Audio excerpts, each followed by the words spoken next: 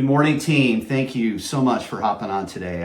I appreciate it. On this 231st episode of my Monday Morning Pep Talk, I will hit pause on the NAR Settlement discussion and move into topics that are now top of mind for brokers and leaders that I'm talking to, not just only at Jameson, Sotheby's International Realty, but around the United States and Canada. First and foremost, it's harvest season in most, if not all, markets. And I'll take you through the questions I've been answering, the comments I've been hearing, and the advice I've been giving during this particular and unique harvest season. But before I do that, I want to remind you of my professional purpose, and that is to help you, the broker, advisor, optimize your productivity and help you become the best version of yourself. Why?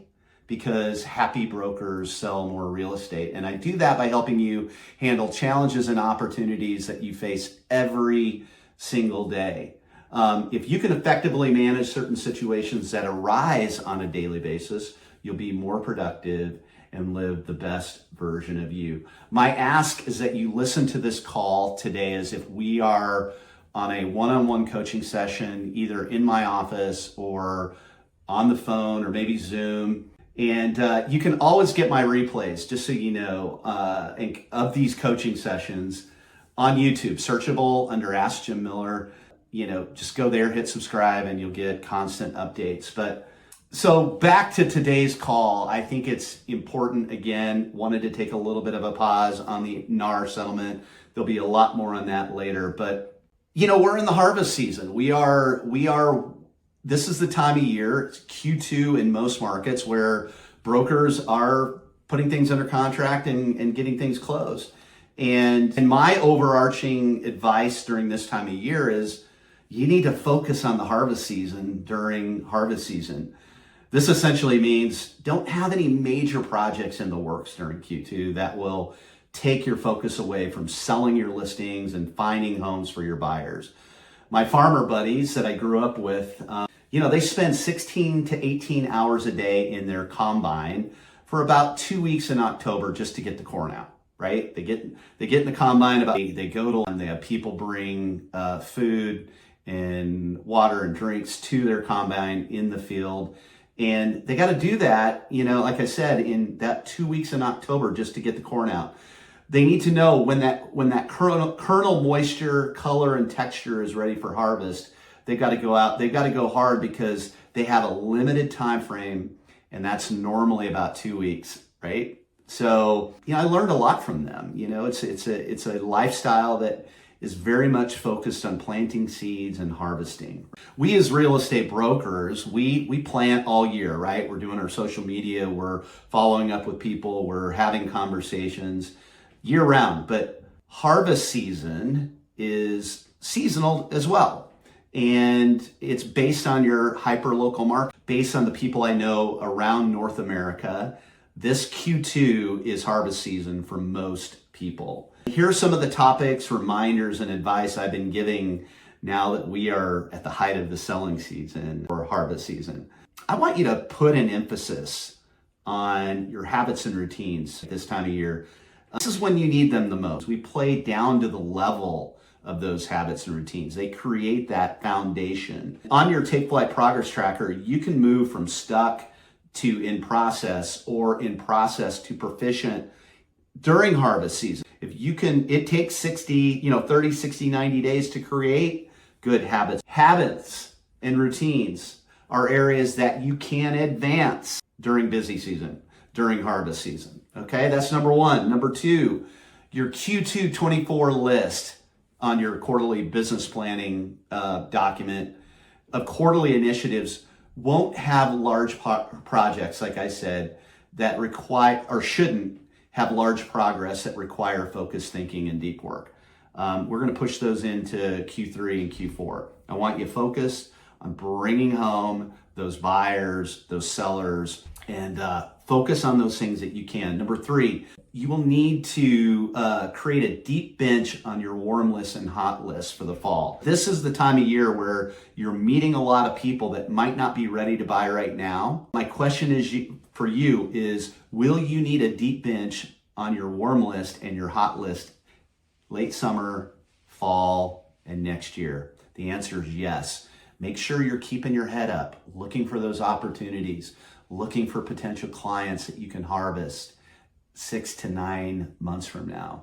Those agents that have a strong warm list end up usually selling the most real estate. Number 4, are you properly screening, or what I would call interviewing, your potential clients prior to taking them on as active sellers or buyers? Are you taking a seller as a client if he or she wants to list above market and beat you up on your fee? Are you taking on buyers that have no idea what they want or what part of your market they even covet? What is your process for screening buyers and sellers during harvest season? And how do you communicate with them? What are your boundaries? Team, it is okay to say no, because every time you say yes to a client that's going to run you ragged, you're saying no to another client that's going to be productive and is serious. Remember, 20% of your clients steal 80% of your joy. Are you updating your CRM regularly as you go through the harvest season? Do not get through harvest season without properly documenting and updating your clients' profiles or failing to plan reminders around future opportunities. A really well-run CRM database is when you pull that CRM agenda up and you see that you got 2 or 3 people that you need to call that you had scheduled weeks before, months before, that were ready for your reach out. Are you tracking your seed leads? This is intelligence and data that you need to further grow your business down the road, right? You gotta know where your business is coming from, and you've gotta be active in your CRM. Your CRM is where you're going to consistently track that information. Number 6, I wanna ask you, how's your energy level? Okay. What's going on between those ears of yours? Just thought I'd prompt you on this call to push you to ask those questions of yourself.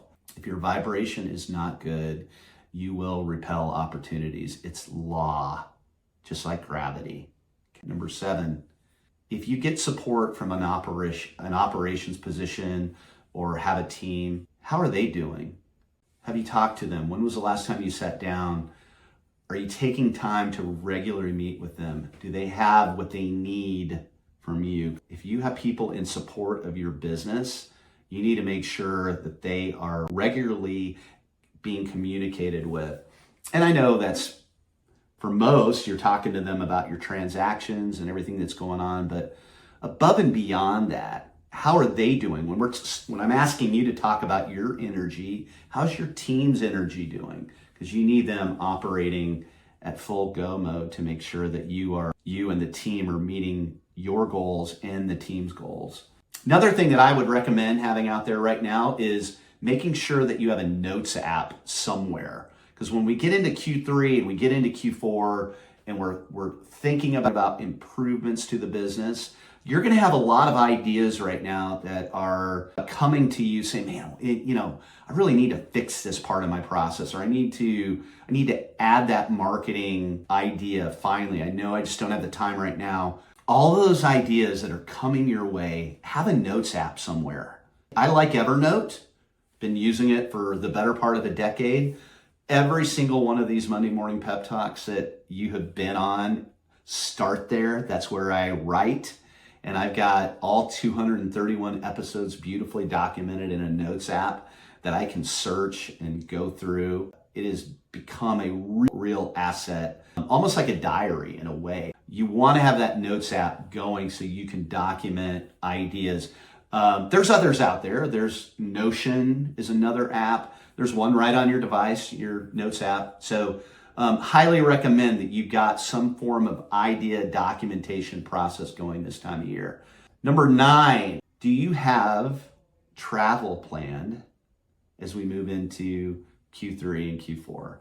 Remember, July and August in most markets are some of the slowest months of the year as your clients become focused on travel, enjoying the seasonality of beautiful weather, especially in the top half of our country here and in Canada. Kids go back to school. Plan your listings now to be consistent with that. Let your clients know that there's going to be a period of time that you're going to be out, and that if we're going to list, we want to list in early June, mid-June, or push it to September, because that July and August timeframe in most markets is not even a really good time to go to the market unless they absolutely have to. Again, markets can shift and change, but traditionally July and August, especially July 15th through early September, can be really slow. When I say slow, slower. So think about some time that you can take off in mid to late July into August to refresh. Because I'm telling you right now, if you know that you've got that time off in the summer to look forward to, it'll give you a little bit more gas in the tank this time of year. Number 10, this is an important one. Do something every day that moves your life and your business forward. If you lose momentum over a set period of time, it will take that same amount of time to recreate that momentum. So if you take a month off, you're really losing 2 months. If you take 2 months off, you're really losing 4 months. Do something every day to maintain the momentum that you've created. If all you've got on a particular day is 50%, give it 50%. You know, we don't wake up every day feeling fantastic. If you got 50%, give it 50%. Just don't give it 10. But if you did give it that 50%, you had a good day. We can't operate at max capacity all the time. It's just not possible. Your productivity during this harvest season is a direct result of the level of consistent quality of effort you put into your business over the previous 6 to 9 months, and that's the planting season. You will not, nor will you ever harvest if a seed was never planted. If you're having a really productive season, look at what you did over the last year and commit to becoming even better in those areas in the coming months. If you're not happy with your production, do a serious audit on your calendar over the last year, your lead generation efforts, your marketing and branding efforts, and other parts of your business that drive your productivity. If you are not changing, you are choosing. Either this harvest season will be a celebration or a wake-up call. Take a look back at your business growing skills. That's the planting, the cultivating, the watering, and patience. To grow a business, you got to plant, you got to cultivate, you got to water, and you got to have patience. It will tell you all you need to know about why this harvest season is playing out the way it is. It will either be a celebration or a wake-up call. Team, I'm excited to bring you today's call. You know, if you're not on my weekly email me at jim@askjimmiller.com. Go on my Instagram profile and, you know, you can put in a request there. Or like I said, I'm pushing people to YouTube because we're putting a lot of time and effort into that part of my content. Pretty excited about it. It's searchable under Ask Jim Miller. Go ahead and subscribe. We'll get this out to you tomorrow, the full recording and the transcript. Have a good week. I'll talk to you next Monday.